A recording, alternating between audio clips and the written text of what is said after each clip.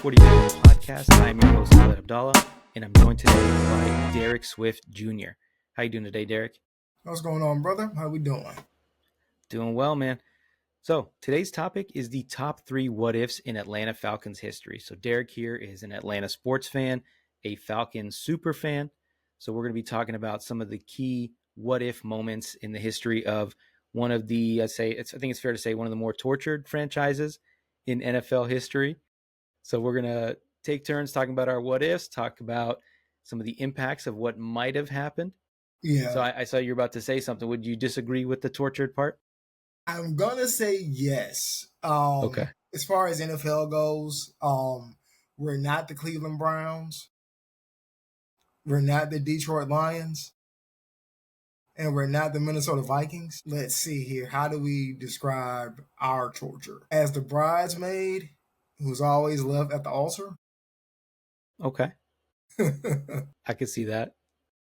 I think the Falcons probably have some of the coolest players in NFL history. You guys you had Primetime, you had Julio Jones, Michael Vick. So there's a lot to be excited about, but I can see why that bridesmaid metaphor fits here. Yes. All right. So let's jump right into our what ifs. So we're just going to do 3, maybe some honorable mentions at the end. But you can go ahead and get started with your first what if.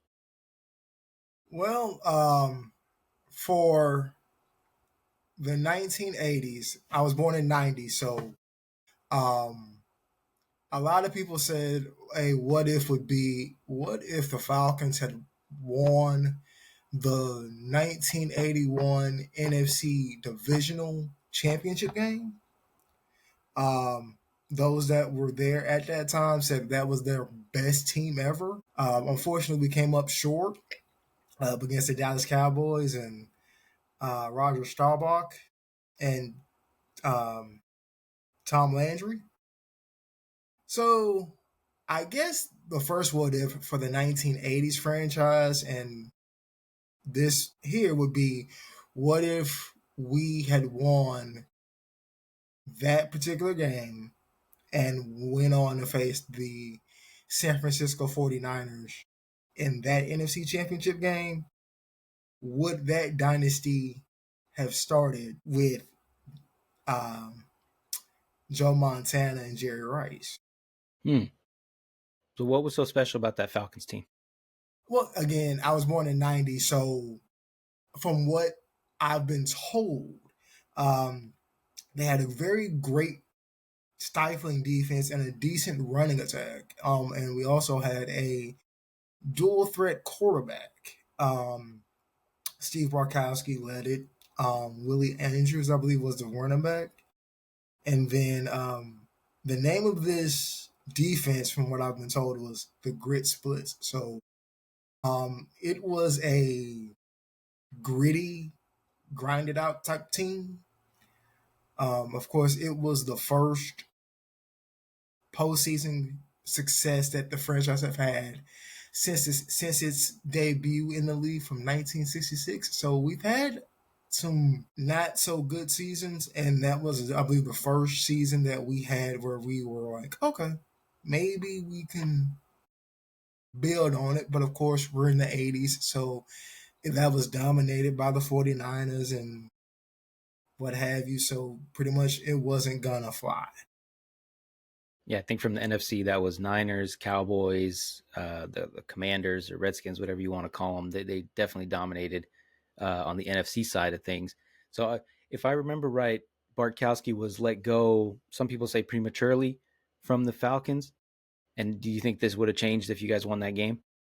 I think if we had won that game, we would have gave them a shot against the 49ers. That's just a personal opinion. Maybe we would have, maybe we wouldn't have. Who knows? Maybe we would have had a Super Bowl in the 80s. Who knows? Yeah, I mean, that was early on in the Niners' heyday. They weren't like the Bill Walsh Niners yet. So you would have caught them at a good time before they really got rolling. So Right. I see what you're saying. My what if is not quite 1980 or 81. It's 1992. And this is, what if the Falcons didn't trade Brett Favre? So they drafted him in the second round in 1992.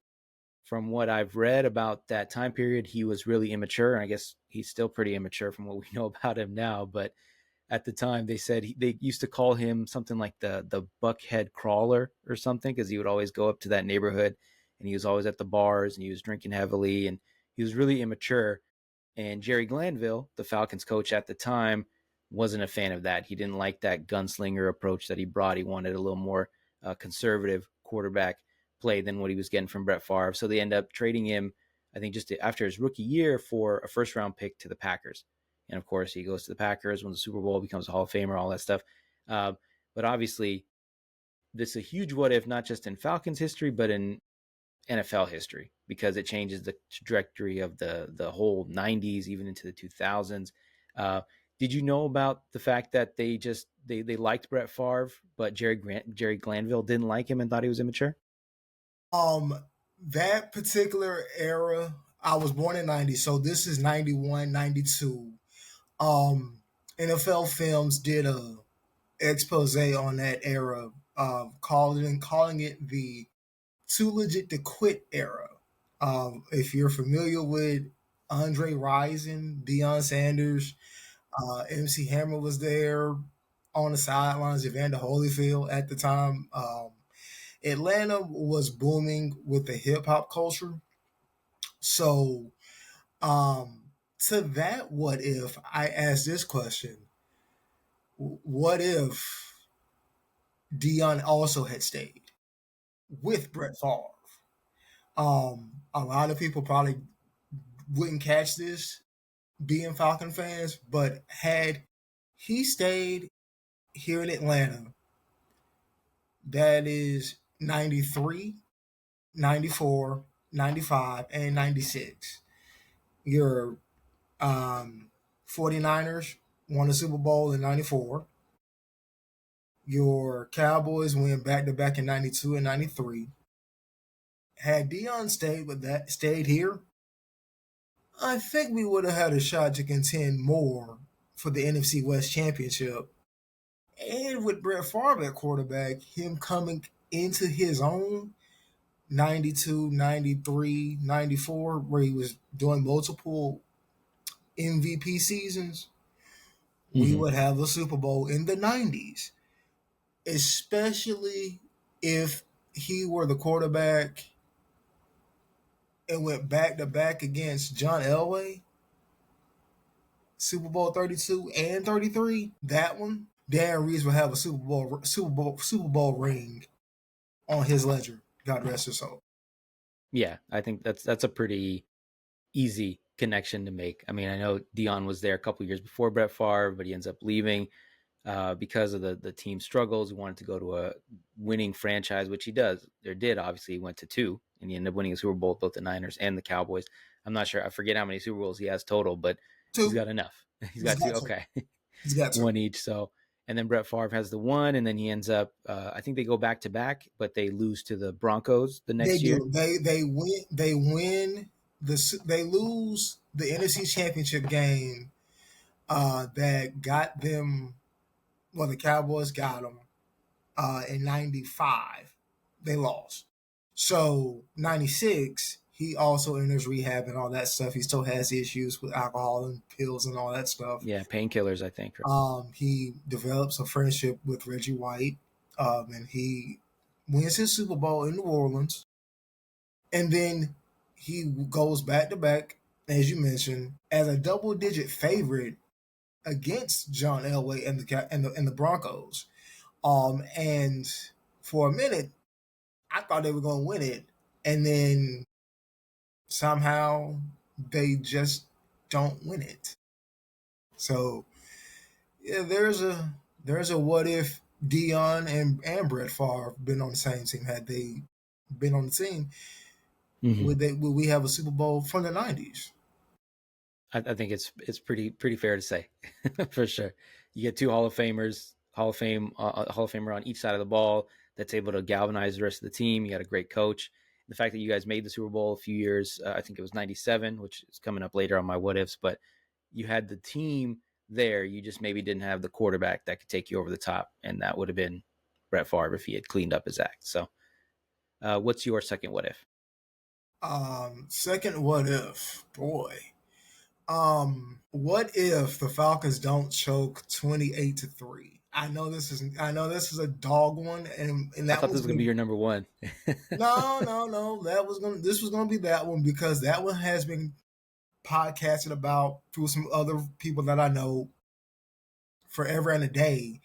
And I would say if we had a coach and a staff that knew what worked and what was the strength of everybody, we and made adjustments in the second half, we would have a Super Bowl for the 2010s. That's all I can say about that. You Well, clean I definitely, house, yeah. you clean house, and we have not been the same since. Mm-hmm. So Dan Quinn was the head coach. Kyle Shanahan was the offensive coordinator. Who do you lay the blame for this loss at the feet of?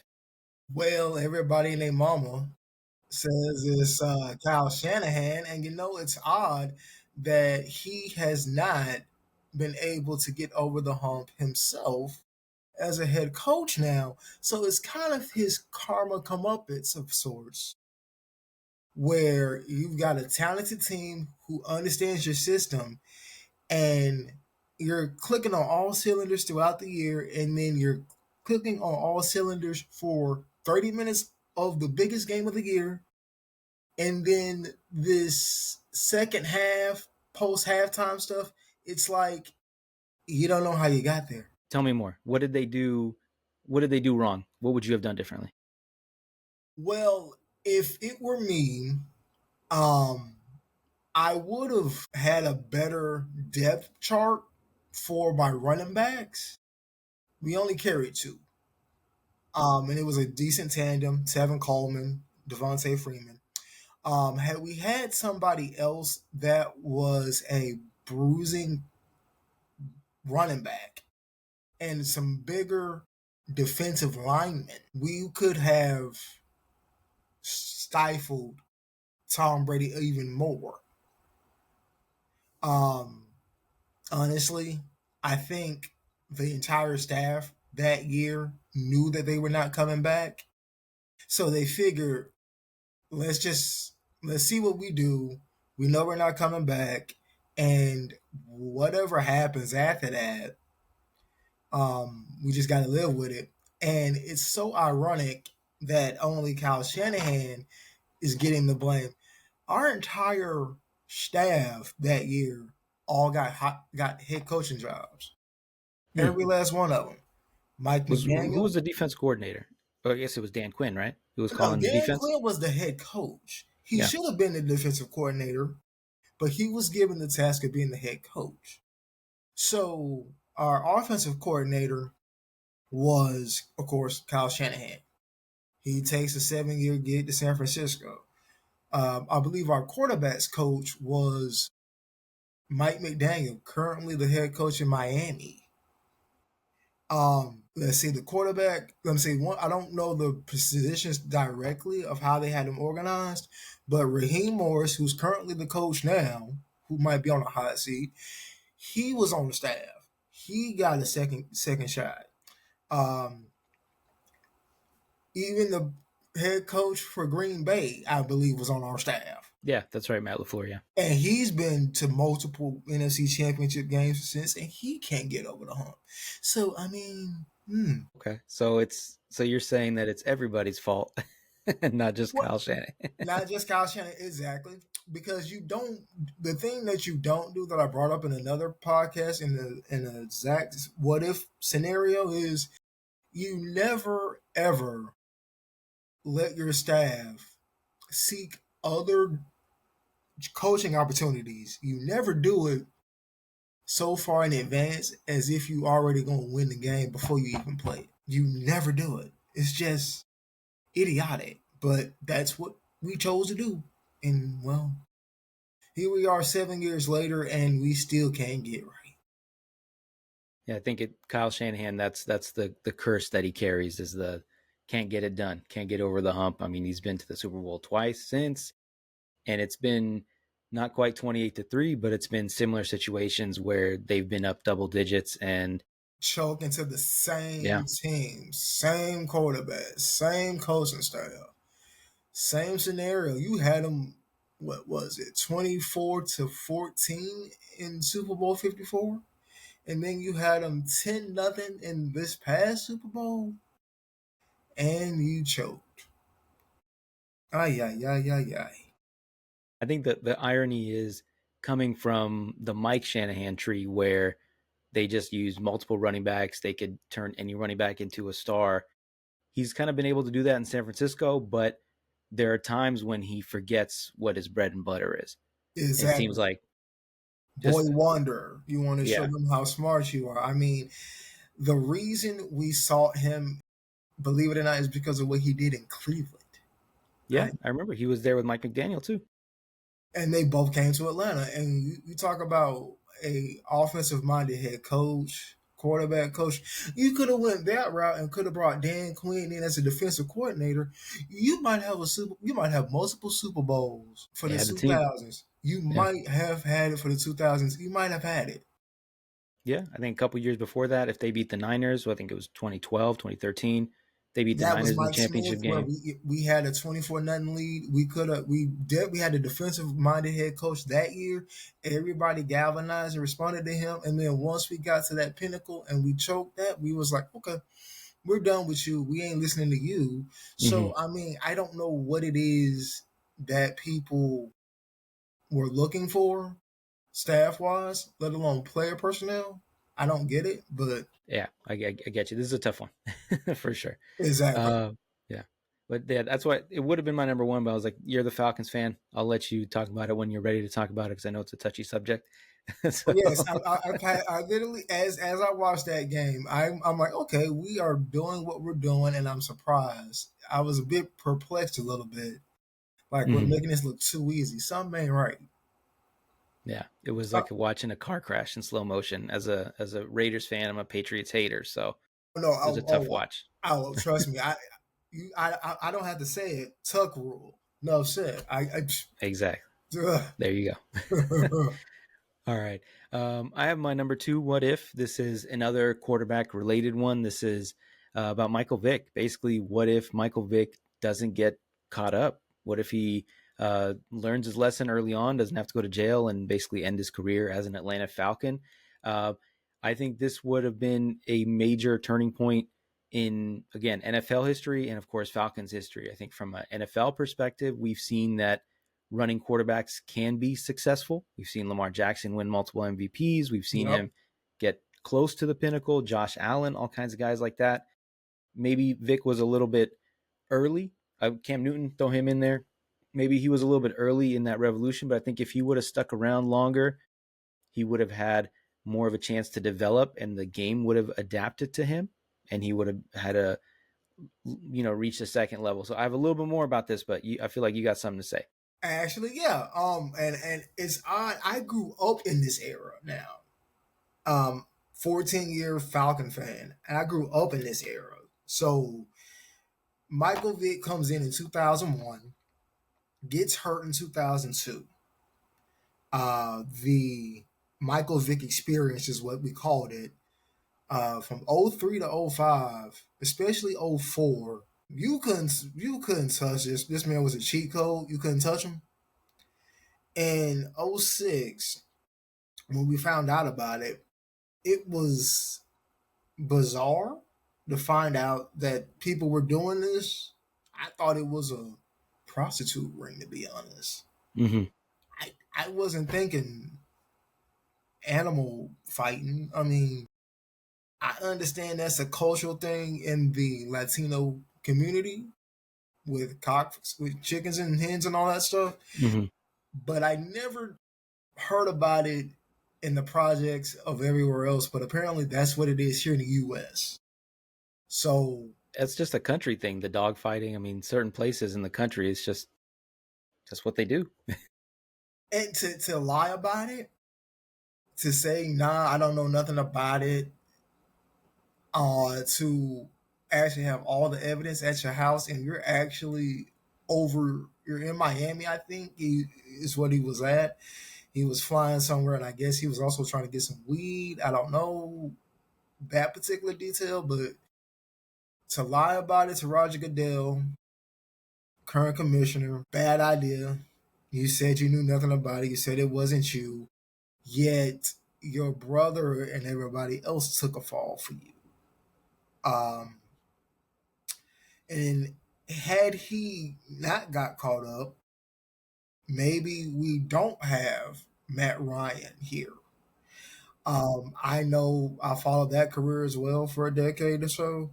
Um, Truthfully, Matt Ryan is highly underappreciated as a Falcons quarterback and NFL player in general. Personal opinion, simply because you unified this city in a way that Michael Vick unified the black community Falcon fan base.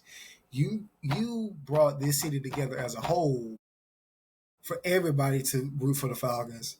Michael Vick just brought in the black folks. Because So tell me more outside, about that. What is it about Matt Ryan that I know some people say he's a Hall of Famer. I mean that's up to the Hall of Fame people to determine that. But what was it about him that makes him underrated? Is it because he followed in Michael Vick's shoes, who was just this really it was cool kind of like cultural phenomenon? it was a cultural thing. Hip hop is huge, and here comes Mr. Clean Cut, suit and tie, and all this. As you see how I'm dressed, backwards hats and baggy clothes were in. Hip hop is in, and it's like, huh? We used to Andre Rison and Deion Sanders. We used to Flash. Dirty Bird and Yeah, Jamal Anderson, all that stuff. we're not used to substance and modesty. We're not used to that. In the South, that's what it's about. It's about showmanship. It ain't about being humble. That's everywhere else. You just got to have the talent to back it up. So that's how I view that particular situation. If Vic had stayed, would we have built a team around him that would have gotten him to a second or third NFC championship game? Because I believe that team of '04 was just not lucky, but it took all the things to kind of fall in line a little bit, and we just ran short. But we'll never know. Mm-hmm. We'll just never know. Yeah, I think he would have continued his development as a passer. I mean, to get one thing out of the way is he was definitely living that fast lifestyle that was going to end in disaster one way or the other, right? There was all the stuff about Ron Mexico and obviously the dogfighting, all kinds of other things. So it probably would have ended poorly one way or another, but I guess in an ideal situation where he maybe smartens up, realizes, all right, this stuff is not for me. I shouldn't be messing with these people, this kind of crowd. Let me get my head on straight. Let me prioritize football. I Well, think that eventually, I that think the team is would have gotten there, would have gotten to the yeah, mountaintop with him.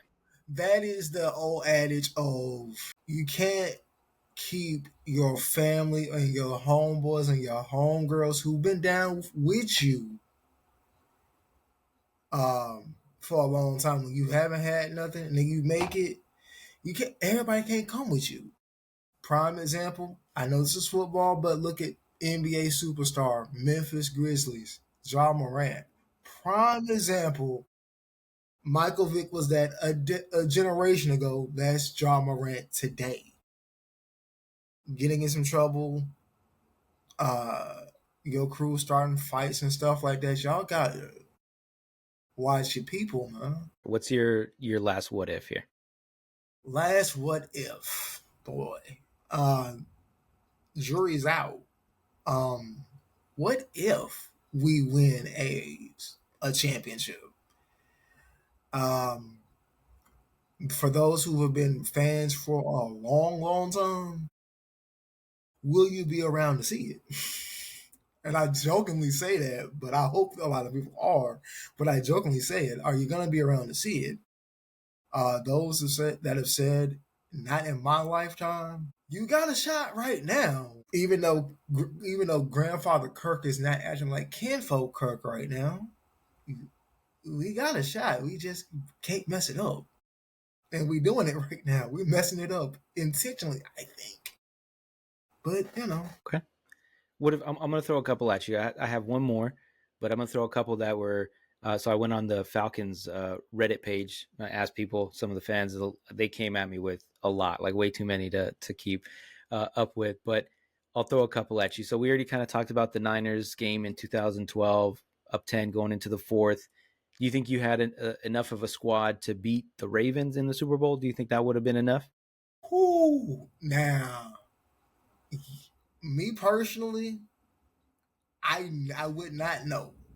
Um, that would have been a huge story because that was Matt Ryan going in at number one, and that was Joe Flacco coming in at number three.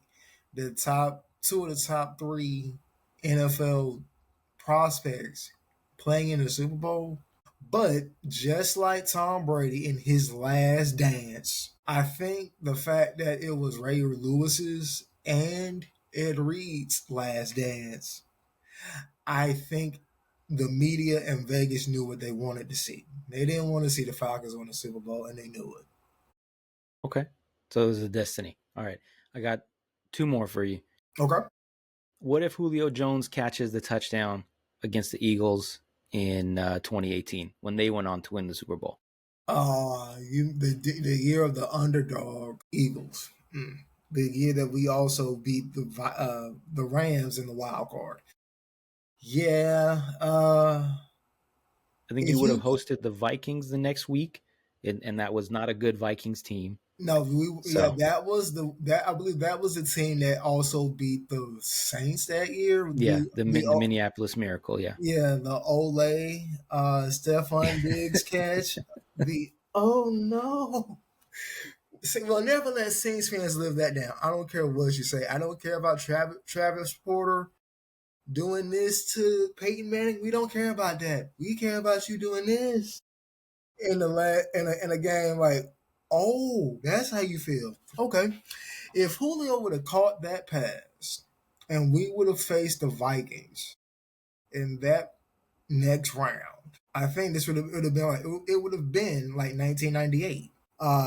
Honestly, 1998, we were not a good team out the gate. We lost 2 games out the gate, and I think Dan Reeves had a health issue. He had to step away, but he was also on the verge of getting fired.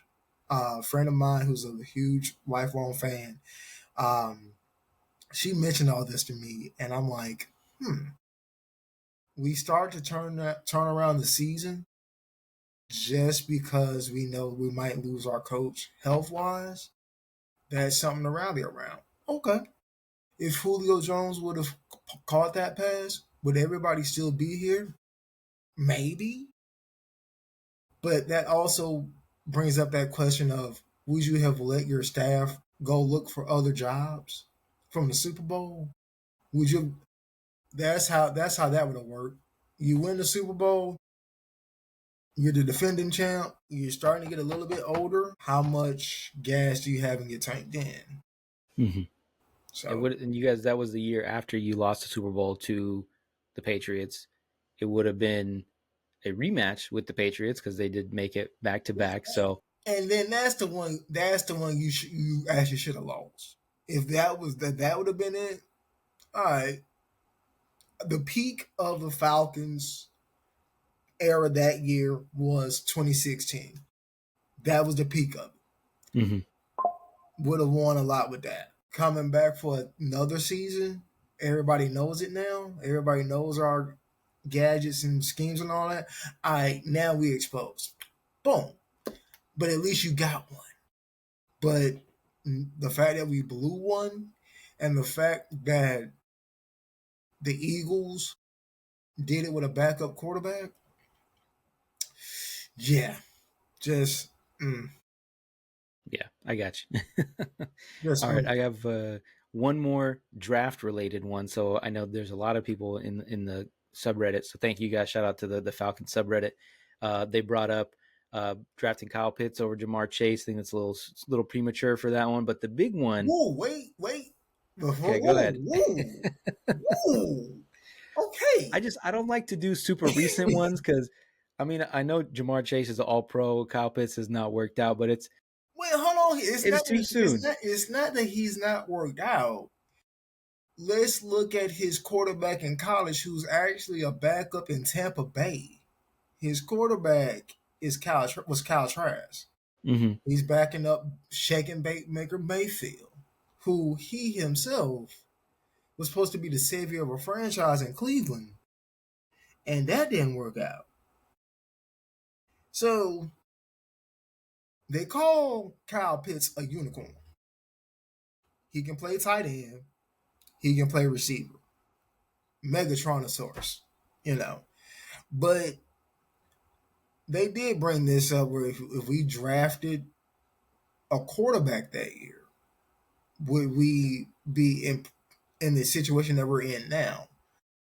And that class, if I'm not mistaken, 28 that 2020 class, everybody is on a second team, if I'm not mistaken, outside of Trevor Lawrence. I'm not sure if that's that 2020 or that 2021 NFL draft class you're referring to. It was 2021. So everybody's on a second team quarterback wise that went ahead of Kyle Pitts. Everybody else is on a secondary team but him. So what does it look like if you draft Justin Fields, who is I think he's from Athens? He's an Atlanta kid or Georgia kid. He is from Warner Robins, Georgia. For those who don't know particularly about that area, that produced Justin Fields, as mentioned, that also produced, if I'm not mistaken, Trevor Lawrence as well. We let those two boys. No, I'm sorry, not Trevor Lawrence. I think Trevor Lawrence is from Tennessee. Deshaun Watson. That's another what if too. Two Georgia boy quarterbacks who were dominant in college, who haven't found their footing in the NFL minus the money. Yeah. Because honestly, you need pass rush to win, and you need weapons to solidify your offense. So if we were trying to rectify and rebuild the Falcons from 2008 to 2012 offensively, skill-wise, then okay. That I can understand that it makes sense. But for everyone that said, oh, we're going to draft a quarterback, oh, we're going to draft so-and-so, I was at that draft party watching that, and I said, no, we're not. Watch what happens. And here we are. Kyle Pitts, unicorn. He's just not had good quarterback play. Let's just call it what it is. Two Asian quarterbacks, Matt Ryan and Kinfolk Kirk, who should be Grandpa Kirk at this moment. And Desmond Ridder, who potentially could do damage to us Monday night in Vegas. I don't see it happening, but sure. I mean, he's trying to say, hey, I can still be in this league. You're on your third team, my guy. You were a third round draft pick for a reason. So Monday night, this your first shot on prime time. We'll see. So we'll see. Hopefully we'll get to see Kyle Pitts with a legit quarterback before we can officially rule him out. And you also brought up the pass rush. So this was a big one that a lot of people brought up, was drafting Takk McKinley over TJ Watt. Now so that one and your mama are right about that. Let's call a spade a spade. Takk McKinley, you said you were doing this for your grandmother, and bro, you about like Vic Beasley. You was a 1-year phenomenon prodigy that was a bust. TJ Watt, JJ Watt, Derek Watt. Come on now. You got a 10-year dominant. You probably got a 10-year dominant starter in T.J. Watt in Pittsburgh, Cam Hayward, and all those dogs they got now, and who we got. Grady Jarrett's cool. Grady, my guy, he needs help. Um, Matthew Judon, MJ, yeah, you was a beast at while playing for New England. Hell, it was your fault. We actually lost the Super Bowl. If it, That's true. so why are you not doing your thing now that you wearing red and black? Come on, Jack. I mean, come on. What's All up? right. So I got my last what if. This is about the Super Bowl 33 in 1999. So this is the infamous Eugene Robinson incident where he Of gets arrested course. for soliciting a prostitute before the game. The I'm an irony eight, of which 9 year old is, kid at this time. So yeah, I mean that was my first time watching a football game in its entirety. So like that entire season was a blur. mm-hmm. So I didn't understand the magnitude of the NFC Championship game or anything like that. I didn't understand the divisional playoff, all that. I didn't understand none of it. I just knew you watch the Super Bowl because it's the most watched sporting event outside of the Olympics for American fans. And that's the one time that eating bad food is warranted. And it ain't Thanksgiving. So Yeah, so he gets arrested. Obviously, it's going to throw things off. It's going to distract the team. He was a Pro Bowler that year, so he was a special player. They talk about he gave up, I think it was an 80-yard touchdown to Rod Smith he at some did. point. And the crazy part was that was I don't know what we saw in him because he actually was on the Packers in 32, Mm-hmm. and he I believe it was at Steve Atwater and it was somebody somehow he was like, yeah, they're not even good. These are the Colts. You supposed to bust them in the mouth. Bust them in the mouth. If you look at that NFL footage that they show of that Super Bowl, that's what he says. And the fact that he was who John Elway went at. This is what I meant by if Deion was on our team that year in Mm-hmm. 98. As a matter of fact, I'll give you another name that a lot of people may not even know was eligible on that team, but had actually retired the season prior and had gone into professional wrestling. Who was that? Bill Goldberg, Oh, okay. had he been on that team with Patrick Kearney, with a rookie Keith Brooking, with Jesse Tuggle, if Deion was on that team and was still in Atlanta and he was still in his peak powers, yeah, Super Bowl 33 would have been a whole lot different. I mean, at that year, the Falcons they had the fourth ranked offense, they had the fourth ranked defense. So this was a powerhouse team. And you talked about John Elway targeting Eugene Robinson. They probably know this dude he didn't get any sleep last night because he was in a holding cell until the morning. So they're like, all right, we're going to go after that dude. So I think it obviously could have gone a different way had he had not gotten caught up with all that. Oh, of course, absolutely. Everybody and their mama's like, yeah. So, yes, the infamous fake prostitute for Super Bowl 33, 28-3, and the missing playbook for Super Bowl 51. What if Grits Blitz, if they beat the Cowboys? Yeah, you talk Do you have about three. any honorable mentions? Any quick ones? Um, Maybe some draft ones that like you can't shake. if we had drafted T.J. Watt, yes, that's a given. Yeah, that's 10 Um, years of a foundational defensive fact piece. with Grady Jarrett, yeah, fact. If we draft wise, let's see, Julio, we hit on. Matt Ryan, we hit on. In a major Um, way.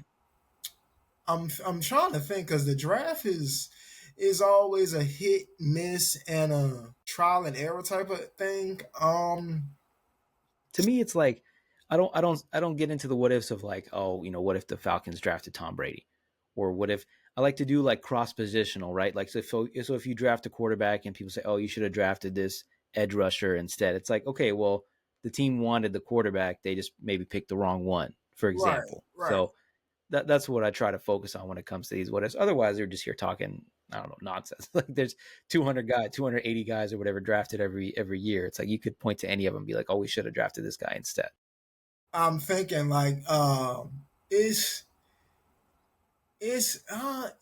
for that particular question, what if draft pick wise, it's hard to say because there is one we could do for a draft for this one. Please.